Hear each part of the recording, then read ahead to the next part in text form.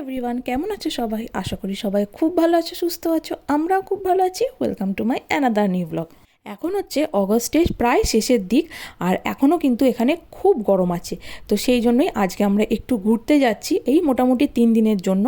আজকে যাব, কালকে থাকবো, আর পরশু চলে আসবো। আজকে হচ্ছে শুক্রবার, তো এখন আমরা বেরিয়ে পড়বো। তো তার জন্য এই গ্যারেজের গার্ডেনের দিকে দরজাটা লক করে দিলাম, আর রান্নাঘর টান্নাঘর সমস্ত কিছু গুছিয়ে রেখেছি। দেখে নিচ্ছি কোনো গ্যাস ট্যাস অন আছে কিনা। আর এই দিকে আমি সমস্ত ব্যাগ গুছিয়ে নিয়েছি। চলো এবার ব্যাগগুলো নিয়ে আমি চলে এসেছি গাড়ির কাছে, গাড়ির পিছনে ভরে দিয়েছি। আর তোমাদের দেখেইছি আগে, আমাদের গাড়িতে কিন্তু অনেক জায়গা আছে। আর এই যে রুদ্রাংশার ওর বাবা এখানে এসে দাঁড়িয়ে আছে, আর এখনও কয়েকটা ব্যাগ বাড়িতে আছে, তো আমি যাচ্ছি আনতে। এই যে বাড়ির সামনে একটা লেবু গাছ লাগিয়েছিলাম, কি লেবু সেটা জানি না, তো এইখানে একটা ফল এসছে, আর আছে মাত্র ওই 2 বা 4টের মতো পাতা। একটা ছোট্ট ফল, জানি না কি লেবু, আমি এখনও বুঝতে পারছি না। তো চলো, জিনিসপত্র বের করা হয়ে গেছে, এবার লক করে দিয়ে একদম ফাইনালি দরজাটা লক করে দিয়ে তারপর বেরিয়ে যাব। আমি আগেই বলেছিলাম রান্টুকে যে গাড়িটা আমাদের বাড়ির সামনে আনতে, তাহলে লাগেজগুলো তুলতে সুবিধা হতো। ও তো রুদ্রাংশকে নিয়ে এখানে চলে এসছে, আর ভারী ভারী লাগেজগুলো আমাকে বয়ে বয়ে আনতে হচ্ছে। আসলে এই দিক দিয়ে আসতে অনেকটা অসুবিধা হয়, অনেকটা দূরে তো ঘুরে আসতে হয়, সেই জন্য। তো আমি বেরিয়ে আসতে আসতেই দেখি এই দিকেও গাড়ি নিয়ে চলে এসছে, তো গাড়িতে উঠে পড়লাম। আমাদের বেরোনোর কথা ছিল মোটামুটি ওই 10টা নাগাদ, কিন্তু এখন বাজে প্রায় 12টা, মানে ওই 11:30টার মতো। তো জানি না, এখন আমরা যাচ্ছি বন্ধুদের বাড়িতে, তো ওখান থেকে আমরা একসাথে হয়ে তারপর যাব। তো ও তো প্রেগনেন্ট, তো সেই জন্য হয়তো ওর একটু বেশি টাইম লাগছে। তো চলো ওর বাড়িতে গিয়ে তারপর দেখা হচ্ছে। এই যে বন্ধুর বাড়ি চলে এসেছি, আর ভাই এখন রান্না করছিল। ও এখন তো আমরা দুপুরে তো আমরা এখনও পৌঁছবো না আমাদের হোটেলে, তো তার জন্য আমরা মাঝখানে কোথাও একটা হোল্ড করে খেয়ে নেবো। তো সেই জন্যই খাবার দাবার রেডি করেছি, আমিও কিছু খাবার বানিয়ে নিয়েছি, তো একবারে সেখানে গিয়েই দেখাবো। আর এইখানে ভাইয়া অনেক লুচি করেছে, তরকারি করেছে, ইত্যাদি অনেক কিছু করেছে। আর যেহেতু বন্ধুর প্রেগনেন্ট, সেই জন্য ও এখন কোনো রান্নাবান্না সেইভাবে করে না, ভাইয়াই করছে। আর এই যে দেখতে পাচ্ছ দক্ষিতা, ওর তো এখন গরমের ছুটি পড়েছে, পুরো অগস্ট মাসটা জুড়েই এদের ছুটি থাকে গরমের, আর এখন প্রচণ্ড গরম আছে, তো সেই জন্যই। আর আমরা এখন গরমের ছুটি বলে, বাচ্চারা তো বাড়িতে ভীষণ বদমাইশি করে, তো সেই জন্যই আমরা মেন ঘুরতে যাচ্ছি। তো এখন আমরা ঘুরতে যাব লেক ডিস্ট্রিক্টে। তো আগের বারেও আমরা গিয়েছিলাম, কিন্তু তখন আমরা একটা অন্য জায়গায় ছিলাম, আর এবারে আমরা গিয়ে একটা অন্য জায়গায় থাকবো। তো চলো এবার আমরা বেরিয়ে পড়েছি ফাইনালি একসাথে।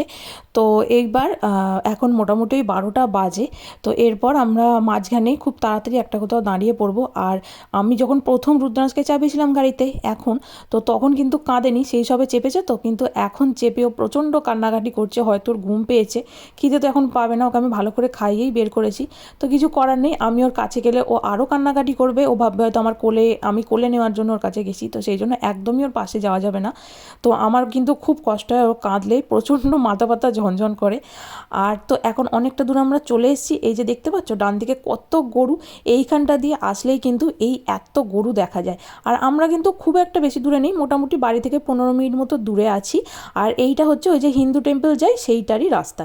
এখনও আমরা আমাদের নিউ ক্যাসেল ছাড়িনি, নিউ ক্যাসেল ছাড়িয়ে তারপর আরও অনেক দূর যেতে হবে। তো অনেকক্ষণ কান্নাকাটি করার পরে অবশেষে রুদ্রাংশ ঘুমিয়েছে, তো ওর ঘুমই পেয়েছিল, এই সময়টাও ঘুমোয় একটু। তো এই যে আমরা বেশ কিছুটা দূরে চলে এসেছি। আর এই দেখো বাঁদিকে কত ভেড়া দেখেছো, এখানে কিন্তু এই রকম এই হাইওয়েগুলোর পাশে পাশে এইরকম সবুজ সবুজ মাঠ আছে, আর এইখানে প্রচুর ভেড়া চড়ে, গরু চড়ে, কিছু কিছু জায়গায় ঘোড়া চড়ে, এরকম অনেক প্রাণী দেখতে পাওয়া যায়। তো সেগুলোই একটু একটু করে আমি তুলে নিচ্ছিলাম। আর পুরো রাস্তাটা জুড়েই এরকম জঙ্গল মতো গাছ আছে চারদিকে, মাঝে মাঝে ব্রিজ আছে, কোথাও হয়তো পাশ দিয়ে রেল লাইন গেছে, আর যার জন্য এই জায়গাটা দেখতে কিন্তু ভীষণ সুন্দর লাগছে। আর এই প্রথম আমরা এরকম গাড়িতে করে যাচ্ছি, আর আমি এরকম সামনে বসেছি, যার জন্য এই দৃশ্যগুলো দেখতে কিন্তু ভীষণ সুন্দর লাগছে, ভীষণ সুন্দর লাগছে। আর এই যে কিছুটা দূর আসার পরে মোটামুটি এখন ওই 1:30টার মতো বাজে, আর এইখানে একটা পার্ক দেখতে পেয়ে সেইখানে আমরা দাঁড়িয়ে পড়ছি খাবো বলে। তো এইখানে তার আগে থেকেই অনেক মানুষজন এসছে, তো তাদেরই গাড়ি পার্কিং করা আছে। আর ভাইয়া যেহেতু অনেক বছর ধরে গাড়ি চালায়, তো আর রান্টু যেহেতু নতুন নতুন গাড়ি চালাচ্ছে, সেই জন্য অনেক কিছু নিয়ম হয়তো রান্টু জানে না বা এক্সপিরিয়েন্স নেই, তো সেই জন্যই ভাইয়া আগে আগে যাচ্ছে আর রান্টু যাচ্ছে পিছনে পিছনে। আর এইখানে দেখো 3টে গাড়ি পর পর আছে লাল রঙের, কিন্তু তার মাঝখানে রান্টুর গাড়িটা নীল রঙের ঢুকে গেল, নাহলে ভাইয়া যদি পাশেই রাখতো গাড়ি তিনটে একদম লাল রঙের একসাথে হয়ে যেত। তো আমি এখানে বানিয়েছি স্যান্ডউইচ, আর আমি বানিয়েছি মুসুর ডালের একটা কোপ্তা, পেঁয়াজ টিয়াজ দিয়ে অনেক কিছু মশলা দিয়ে আমি ছোট ছোট বল করে নিয়েছিলাম স্ন্যাক্স মতো, যাতে করে রুদ্রাংশ যেখানে সেখানে ওটা খেতে পারে। কারণ ও না সকালে অল্প অল্প খায়, সারা দিন ধরে ওই খাবারটাই সারা দিন ধরে অল্প অল্প করে খায়। তো সেই জন্যই আমাকে ওরকম কিছু বানিয়ে নিতে হয়। আর এখন তো ঘুরতে বেরোবো, যার জন্য হাতে টাতে ওর একটু দিতে হবে। এইভাবে তো চিড়ের পোলাও বা লুচি তরকারি স্যান্ডউইচ এইভাবে তোকে রাস্তায় খাওয়ানো যাবে না যেখানে সেখানে, তো তখন এই কোপ্তাগুলো ওকে দিয়ে দেবো। আর এটা অনেক হেলদি এবং অনেক টেস্টি, ভাইয়ারা খেয়েছে, আমিও এটাই প্রথমবার বানিয়েছি। তো এই যে দেখতে পাচ্ছ এই মাঠটা কি বিশাল বড়, আর এইখানে ওই যে সাইডে আছে হচ্ছে টয়লেট, আর এই পুরো মাঠটা ফাঁকা আছে, বাচ্চারা সবাই এখানে ওখানে খাচ্ছে, হয়তো সবাই এরকম ঘুরতে যাচ্ছে সেই জন্যই এইখানে হল্ট নিয়েছে। আর এই মাঠটার পাশেই এইখানে দেখো একটা ছোট্ট মতো নদী গেছে বা খাল এই রকম কিছু একটা হবে, তো এইখান দিয়ে গেছে। আর তার উপরে আছে এই যে ব্রিজটা দিয়ে গাড়ি যাচ্ছে, সেটাও দেখতে কিন্তু এখান থেকে ভীষণ সুন্দর লাগছে। আর চারিদিকে দেখতে পাচ্ছ কত জঙ্গল। তো চলো, খাওয়া দাওয়া হয়ে গেছে, এইবার আমরা আবার অনেকটা পথ যেতে হবে। তো আমাদের বাড়ি থেকে ওখানে যেতে মোটামুটি ওই 3 থেকে 4 ঘন্টার মতো সময় লাগবে। তোমরা হয়তো আগে দেখেছো, ভালো করে লক্ষ্য করেছো যে সকালবেলা আমরা যখন বেরোচ্ছিলাম তখন আমরা সোয়েটার পরেছিলাম, অথচ আমি বলছিলাম যে এখানে প্রচণ্ড গরম আছে এখনও। আসলে কি, তখন আমরা যখনই এরকম টিকিট কাটি কোথাও ঘুরতে যাওয়ার জন্য, আমরা দেখেই কাটি যে গরম আছে বা গরম পড়ছে সেই সময় দেখি, কিন্তু যখনই আমরা বেরোই সেই সময় কিন্তু ঠান্ডা পড়ে যায়। তো সকালবেলা যখন বেরিয়েছিলাম তখন কিন্তু বেশ ঠান্ডা লাগছিল, আর তারপর এখন দেখো আমরা কিন্তু সোয়েটার খুলে ফেলেছি, তার কারণ এখন কিন্তু খুব গরম লাগছে। আর দেখো আকাশটা কি সুন্দর পরিষ্কার, আর কত সাদা সাদা মেঘ।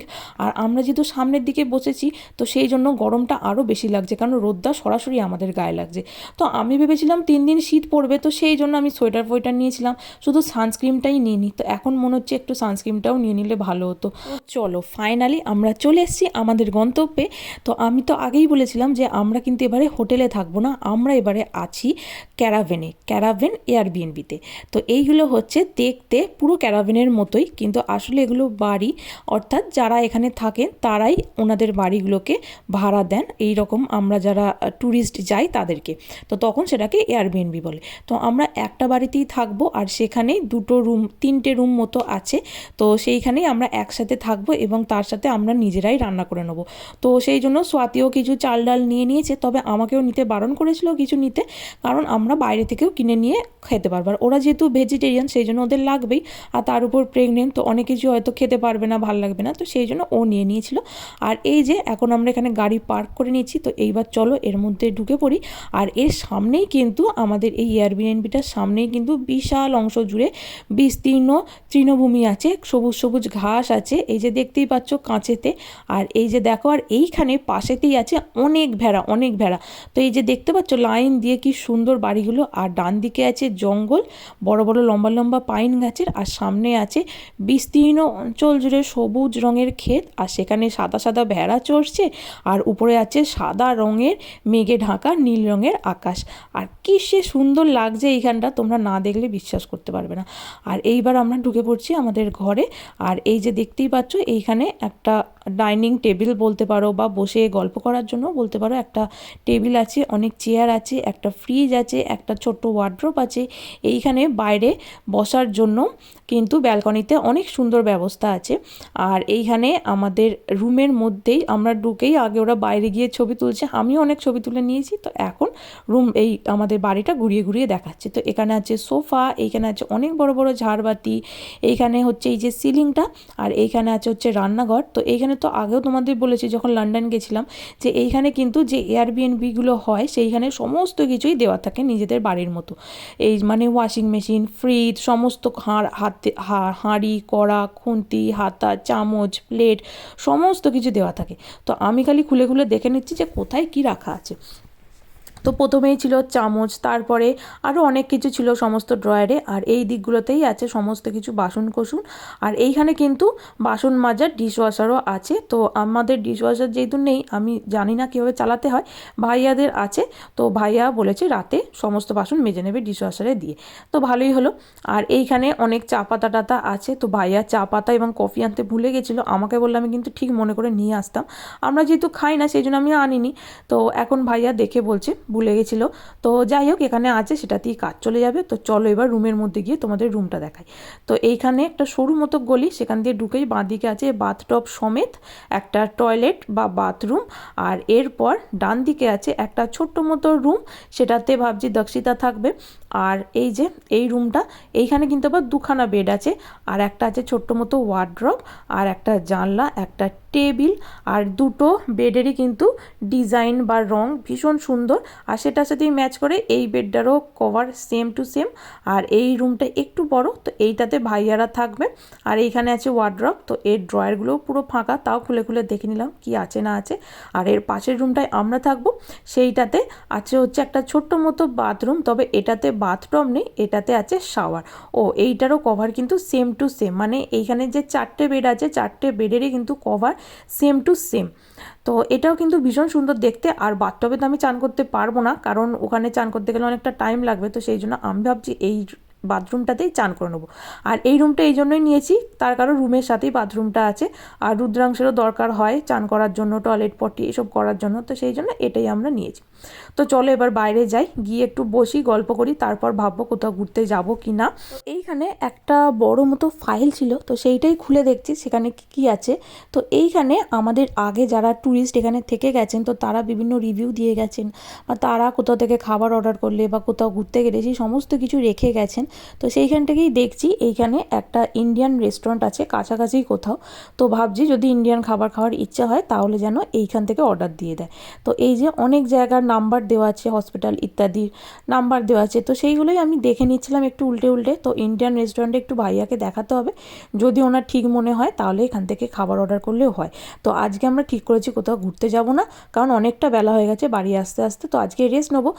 তো সন্ধেবেলা ভাইয়া আর আর রান্টু দুজনে মিলে একটু বাজারঘাট করতে গেছে, বা বাইরেটা একটু দেখে আসতে গেছে। আর এখন আমি একটু বেডে শুয়ে আছি, আর এইখানে দক্ষিতা আর ওর ভাই দুজনে মিলে এইখানে ওর যে ট্যাবটা আছে সেইখানে কিছু খেলাধুলা করছে। আর রুদ্রাংশ তো এখন মোটামুটি ফোন চিনতে শিখে গেছে ভালো মতোই, তো সেই জন্যই ওই সব নিয়ে এসব করছে। আর আমি দক্ষিতাকে বলে দিয়েছি ওকে কিন্তু একদম খুলে দিবি না, লক অবস্থাতেও যতটুকু যা করছে করুক, কারণ খুলে গেলেই একবার যে নেশা পেয়ে যাবে ভালো জিনিস দেখা, সেই সবই দেখতে শুরু করবে। এইখানে ঢুকেই আমরা দেখতে পেয়েছিলাম যে টিভির তলায় ড্রয়ারে প্রচুর রকমের খেলা রাখা আছে, অর্থাৎ এইখানে যারা গেস্ট আসেন তারা যাতে এইগুলো খেলে নিজেদেরকে এন্টারটেন করতে পারেন তার জন্য। তো এইখানে অনেক রকম খেলা ছিল, তার মধ্যে থেকে উনোটা আমরা বের করেছি। এর আগে রান্টু আর দক্ষি কিছু একটা খেলছিল, তো আমি বোর হচ্ছিলাম, তো সেই জন্যই উনোটা খেলা শুরু করেছি। আর উনো খেলতে কিন্তু আমরা কেউ জানি না, তো দক্ষি আমাদেরকে শিখিয়ে দিয়েছে। তো তারপর 3বার খেলা হয়েছে, 3বারই কিন্তু আমি জিতেছি। জানি না আমি ভালো খেলতে পারি বলে কিনা, নাকি ওরা কেউ খেলতে পারে না বলে কিনা। আর এইখানে একটা বিঙ্গো ছিল ডগের, তো সেইটাই রুদ্রাংশকে দিয়ে ব্যস্ত রেখেছি। তো চলো তাহলে আজকে ব্লগটাও আমরা এখানেই শেষ করছি, আবার একদিন দেখা হবে অন্য একটি ব্লগে। তোমরা সবাই ভালো থাকবে, সুস্থ থাকবে, আর আমার ব্লগগুলো যদি ভালো লেগে থাকে তাহলে অবশ্যই লাইক কমেন্ট ও শেয়ার করে আমার পাশে থেকে আমায় মোটিভেট করো।